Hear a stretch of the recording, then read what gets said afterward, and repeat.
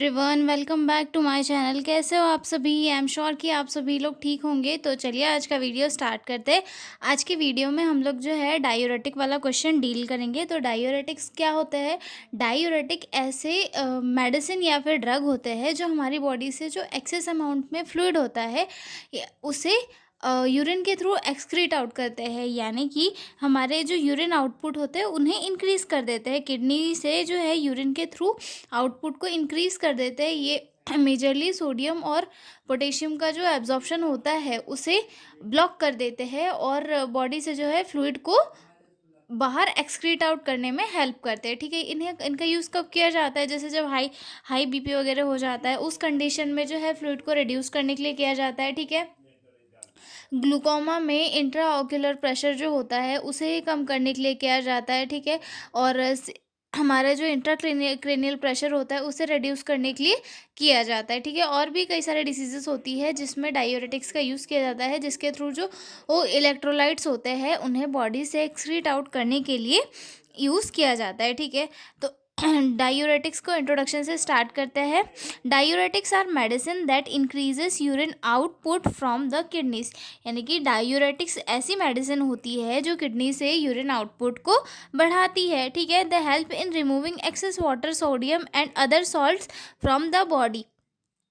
मतलब ये जो ड्रग है वो एक्स्ट्रा सोडियम और सॉल्ट्स को हमारे बॉडी से निकालने में हेल्प करती है।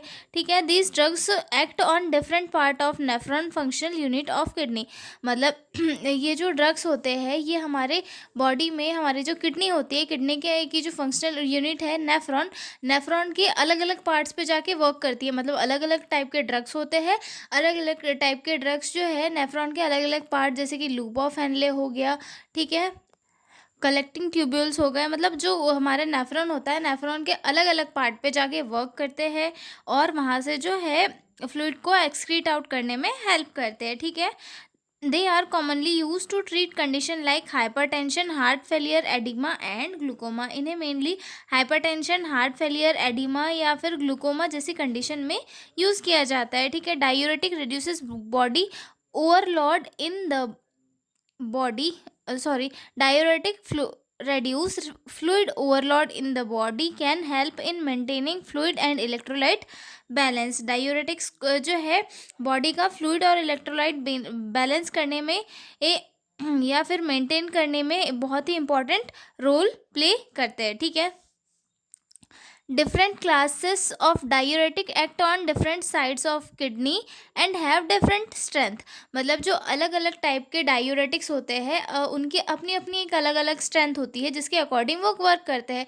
और अलग अलग टाइप के जो डायूरेटिक्स होते हैं वो अलग अलग नेफ्रॉन के पार्ट्स पे वर्क करते हैं, कुछ किडनी के अलग पार्ट पे भी वर्क करते हैं। ठीक है, they are very important in medical and surgical practice, especially in cardiac, renal and liver disorder.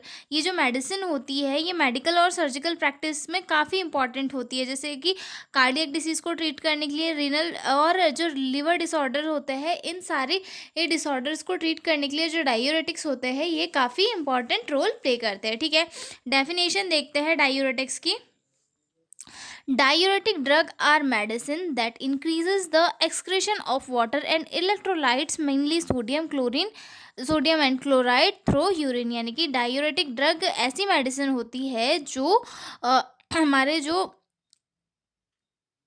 Excretion है उसे इंक्रीज कर देती है। ठीक है, मतलब वाटर और इलेक्ट्रोलाइट्स, मेनली सोडियम और क्लोराइड को जो है यूरिन के थ्रू एक्सक्रीट आउट करने में हेल्प करती है। ठीक है, आगे देखते हैं क्लासिफिकेशन ऑफ डायूरेटिक की। कौन कौन से क्लासिफिकेशन है डायूरेटिक के? सबसे फर्स्ट आता है इसमें थियाजाइड डायूरेटिक्स। थियाजाइड डायूरेटिक्स कहाँ कहाँ पे वर्क करते हैं? कहाँ पे वर्क करते हैं? ये डिस्टल कॉन्वुलेटेड ट्यूब्यूल्स के वहाँ पे वर्क करते हैं। मतलब नेफ्रॉन का एक पार्ट है डिस्टल कॉन्वुलेटेड ट्यूब्यूल, ये वहाँ पर जाके वर्क करते हैं। ठीक है, फॉर एग्जांपल के लिए हाइड्रोक्लोरोथियाजाइड और क्लोरो थैलिडोन। ठीक है, ये थियाजाइड डायूरेटिक्स है। ठीक है, उसके बाद आता है लूप डायूरेटिक्स, जिसका एग्जांपल है फ्यूरासामाइड, जो मोस्ट यूज़ किया जाता है। इसे हम लेसिक्स के नाम से भी जानते हैं। ये कहाँ पर रिवर करता है? लूप ऑफ हेनले पे। ठीक है, उसके बाद आगे आता है potassium sparring diuretics. Potassium sparring diuretics के एग्जाम्पल कौन से हैं? स्पिरोनोन स्पिरोनोलैक्टोन और एमिलोराइड। ठीक है, ये कहाँ पर ये वर्क करते हैं? कलेक्टिंग ट्यूब्यूल्स पे वर्क करते हैं। ठीक है, और आते हैं उसके बाद ऑस्मोटिक डायूरेटिक्स। ऑस्मोटिक डायूरेटिक्स का एग्जांपल क्या है? मैनेटॉल। मैनेटॉल भी मोस्टली हमने देखा हुआ है। ठीक है, ये कहाँ पर वर्क करते हैं? प्रॉक्सिमल ट्यूब्यूल्स पे और लूप ऑफ हेनले, दोनों जगह पे वर्क करते हैं। ठीक है, उसके बाद आते हैं carbonic anhydrase inhibitors. For example के लिए एसिटाजोलामाइड, ये कहाँ पर वर्क करते हैं? ये जो है प्रॉक्सिमल ट्यूब्यूल। देखते हैं mechanism of action of diuretics को, जो जो डायूरेटिक्स है ये वर्क कैसे करते हैं। ठीक है, diuretics act on different part of the nephron in the kidneys. They block the reabsorption of sodium and chloride at specific site. जो डायूरेटिक्स होते हैं वो नेफ्रॉन की डिफरेंट साइट पे अलग अलग तरीके से वर्क करते हैं। हमने अभी क्लासिफिकेशन में देखा था कि कैसे जो अलग अलग टाइप के ड्रग है वो अलग अलग पार्ट पे वर्क करते हैं। जैसे कि लूप डायूरेटिक्स जो है लूप ऑफ हेनले पे वर्क करते हैं। थियाजाइड डायूरेटिक्स कहाँ वर्क करते हैं? डिस्टल कन्वोल्यूटेड ट्यूब्यूल्स पे। तो ऐसे ही जो अलग अलग टाइप के जो डायूरेटिक्स है वो अलग अलग पार्ट पे जाके वर्क करते हैं। ठीक है, और जो नेफ्रॉन के जो पार्ट्स होते हैं वहाँ पर सोडियम और क्लोराइड का जो रीअब्सॉर्प्शन है उसे ब्लॉक कर देते हैं। जब जब सोडियम और क्लोराइड का रीअब्सॉर्प्शन ब्लॉक हो जाता है तो वाटर भी उसके साथ वहीं पे रुक जाता है और फिर जो है वो उससे क्या होता है? यूरिन का आउटपुट इंक्रीज हो जाता है। ठीक है, some diuretics also affect potassium, calcium और bicarbonate handling by the kidney. मतलब कुछ डायूरेटिक्स के कारण क्या होता है? पोटेशियम और कैल्शियम वगैरह भी बॉडी से एक्सक्रीट आउट हो जाता है। ठीक है, जिसके कारण कभी कभी जो है पोटेशियम या फिर कैल्शियम की डेफिशिएंसी शो होती है। ठीक है, act as a result they increase urine output, reduce blood volume, lower BP and decrease oedema.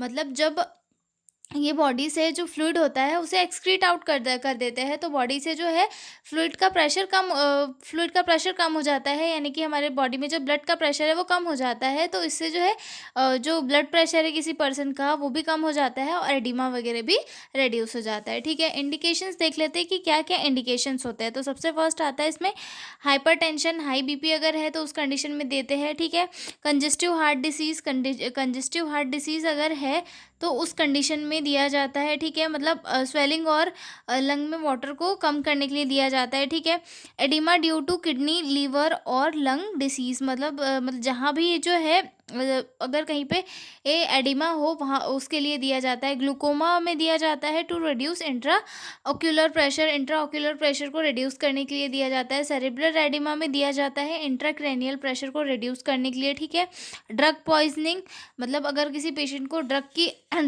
की वजह से कोई पॉइजन हो गया हो तो उससे उसके बॉडी से जल्दी जल्दी टॉक्सिन को रिमूव करने के लिए डायूरेटिक्स दिए जाते हैं। ठीक है, आगे देखते हैं कॉन्ट्राइंडिकेशन। कॉन्ट्राइंडिकेशन में सीवियर हाइड्रेशन, मतलब पेशेंट की बॉडी में जो है अगर पहले से ही पानी की कमी है तो उस कंडीशन में नहीं दिया जाता है। ठीक है, सीवियर किडनी और liver failure except specific cases, मतलब जो है अगर पेशेंट को सीवियर लीवर या फिर किडनी फेलियर है तो उस कंडीशन में नहीं दिया जाता है। ठीक है, इलेक्ट्रोलाइट इम्बैलेंस होने पर भी नहीं दिया जाता है। ठीक है, अगर पोटेशियम लो हो तो उस कंडीशन में नहीं दिया जाता है। ठीक है, प्रेगनेंसी में कुछ डायूरेटिक्स को देना अनसेफ होता है तो उस टाइम पे इसे कॉन्ट्राइंडिकेटेड किया जाता है। ठीक है, उसके बाद देख लेते हैं नर्सिंग रिस्पॉन्सिबिलिटी की क्या क्या नर्सिंग रिस्पॉन्सिबिलिटी होती है जब किसी पेशेंट को जो है डायूरेटिक्स दिए जाते हैं। Monitor input output chart daily and weight, patient का जो है इनपुट आउटपुट चार्ट मेंटेन करना बहुत ज़रूरी होता है क्योंकि हो सकता है पेशेंट का जो आउटपुट है वो बहुत ज़्यादा हो जाए और पेशेंट डिहाइड्रेशन में चल जाए।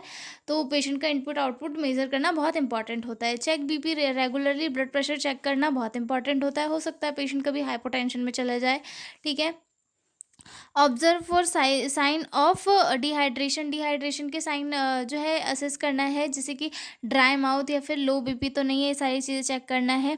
Monitor serum electrolytes specially sodium and potassium, इनका लेवल लो तो नहीं हुआ, ये चेक करते रहना है, ठीक है। Educate patient to eat potassium rich food if taking thiazide, मतलब अगर पेशेंट को जो है एक लूप डायूरेटिक जो थियाजाइड है अगर वो दिया जा रहा है तो पेशेंट को हमें एजुकेट करना है कि आप जो है पोटेशियम रिच डाइट लो, जिससे कि आपका जो फूड है आपकी बॉडी में पोटेशियम पहुंचाएगा, ठीक है। Administer drug preferably in the morning to avoid night time urination, और अगर पॉसिबल हो तो सिर्फ मॉर्निंग टाइम में ही डायूरेटिक्स को एडमिनिस्टर किया जाए, क्योंकि नाइट टाइम यूरिनेशन से पेशेंट को डिस्कम्फर्ट हो सकता है, इसीलिए मॉर्निंग टाइम में देना जो है प्रेफर किया जाए, ठीक है। तो ये थे हमारे डायूरेटिक्स, हमने स्टडी कर लिए हैं। तो मिलते हैं अगले वीडियो में एक नए क्वेश्चन के साथ, तब तक के लिए बाय बाय।